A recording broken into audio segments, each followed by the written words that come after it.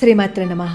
రోజుకో శ్లోకంలో భాగంగా భగవద్గీత 2వ అధ్యాయంలో 3వ శ్లోకం నేర్చుకుందాం. క్లైబ్యం మాస్మగమః పార్థనైతత్వయ్యుపపద్యతే క్షుద్రం హృదయ దౌర్బల్యం త్యక్త్వోతిష్ఠ పరంతప. ఈ శ్లోకంలో కృష్ణుడు అర్జునుణ్ణి పార్థ అని, పరంతప అని చెప్పి పిలుస్తారు. కుంతీదేవికి పృథ అని పేరుంది. కుంతీదేవి కొడుకు కదా, అందుకని చెప్పి పార్థ అని కూడా పిలుస్తారనమాట. పృథ కుమారుడివే ఉన్నావు కదా నువ్వు, పృథ వీరమాత, అలాంటి వీరమాత కొడుకైన నువ్వు ఇంత పిరికిగా మాట్లాడుతున్నావేంటి అని చెప్పి అడుగుతారు అర్జునుడిని. ఒకసారి కౌరవులకి పాండవులకి సంధి చేసేందుకు శ్రీకృష్ణ పరమాత్మ హస్తినాపురం వెళ్తారనమాట.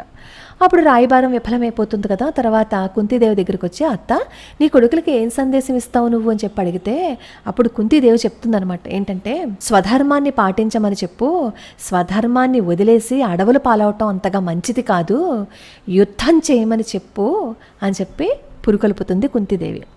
అలా యుద్ధానికి పురికొల్పిన వీరమాత యొక్క కొడుకువా నువ్విలా మాట్లాడుతున్నావా అని చెప్పి గుర్తు చేయటం కోసం పార్థ అని అక్కడ సంబోధన చేశారనమాట. క్లైబ్యం అంటే నపుంసకత్వం అని అర్థం, పిరికితనం అని కూడా. క్లైబ్యం అని ఇక్కడ మాత్రమే ఎందుకు ఉపయోగించారు? ఇంకోటి ఏదైనా పదం ఉపయోగించవచ్చు కదా. ఎందుకు ఉపయోగించారు అంటే, ఊర్వశి శాపం ఉంది కదా అర్జునుడికి.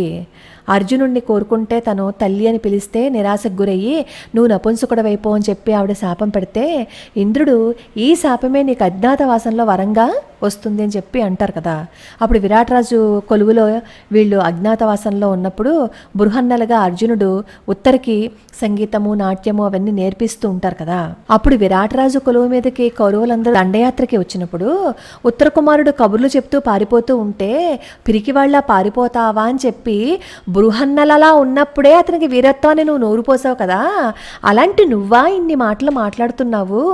లే, శత్రువులకి గుండెల్లో గుబులు పుట్టించేవాడు కదా, ఎందుకు ఈ పిరికితనం? నేను ఎప్పుడు ఇలా చూడలేదు. అసలు మీ ఇంట వంట ఇంత పిరికితనం లేదు కదా, నీకెలా వచ్చింది? నువ్వు క్షత్రియుడు కదా, ఎందుకు ఇంత పిరికితనంతో ఆలోచిస్తున్నావు? అసలు నువ్వు ఇలా ఆలోచించడం తగునా? లే, నువ్వేదో ఊహించుకుంటున్నావు. నువ్వు ఊహించుకున్నవన్నీ అపోహలు మాత్రమే, అవన్నీ నిజం కాదు. నా మాట విని నీ హృదయ దౌర్బల్యాన్ని వదిలిపెట్టు, గుండె నిబ్బరంతో ఉండు, నీ కర్తవ్యం నువ్వు నిర్వర్తించు అని చెప్పి చెప్తారు. ఇంకా అలానే కూర్చుంటారనమాట. అర్జునుడు, లే ఇంకేంటి అలా కూర్చున్నావు, ధనుర్బాణాలు అవన్నీ తీసుకో, యుద్ధానికి సన్నద్ధం కా, అక్కడ శంఖాలు పూరించేస్తున్నారు, ఇంకొంచెం సేపట్లో యుద్ధం మొదలైపోతుంది అని చెప్పి సున్నితంగా అర్జునుడిని యుద్ధానికి పురికొల్పుతాడనమాట కృష్ణ పరమాత్మ. అయినా సరే అర్జునుడు అలాగా విషాదంగా కృష్ణ పరమాత్మ వంక చూస్తూ ఉంటారు. ఈ శ్లోకానికి ఇదే అర్థం. మనం ఎప్పుడైనా సరే ధైర్యంగా ముందుకి అడుగు వేయాలి. ఏదో జరిగిపోతుందేమో, నేను చెయ్యలేనేమో, నా వల్ల కాదేమో అని చెప్పి వెనకడుగు వేస్తే మనం అక్కడితో ఇంకా ఆగిపోవలసిందే. ఒకసారి ప్రయాణం మొదలుపెట్టిన తర్వాత గమ్యం చేరే వరకు వెనక్కి తిరిగి చూడకూడదు. ఈ మధ్యలో ఎన్ని అవాంతరాలు వచ్చినా, ఎన్ని ఆటంకాలు వచ్చినా, ఎంతమంది నిన్ను వెనక్కి లాగేయాలని ప్రయత్నించినా, నువ్వు ధర్మం చేస్తున్నంతసేపు, నువ్వు ధర్మాన్ని పాటిస్తున్నంతసేపు, నువ్వు సత్యం మాట్లాడుతున్నంతసేపు నీ మీద ఎంతమంది రాళ్ళు వేసినా సరే ధైర్యంగా నిలబడి ఎదుర్కోవాలే తప్ప పిరికివాడిలా మనం ఎప్పుడూ పారిపోకూడదు. సరే, ఈ శ్లోకాన్ని మనం నేర్చుకుందాం.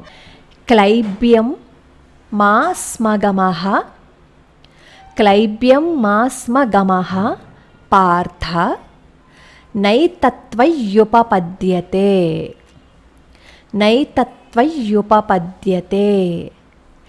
క్లైబ్యం మా స్మగమః పార్థ నైతత్వయ్యుపపద్యతే క్షుద్రం హృదయ దౌర్బల్యం త్యక్త్వోత్తిష్ఠ పరంతప. క్షుద్రం హృదయ దౌర్బల్యం త్యక్త్వోత్తిష్ఠ పరంతప. ఒకసారి కలిపి చదువుకుందాం. క్లైబ్యం మాస్మగమః పార్థ నైతత్వయ్యుపపద్యతే క్షుద్రం హృదయ దౌర్బల్యం త్యక్త్వోత్తిష్ఠ పరంతప.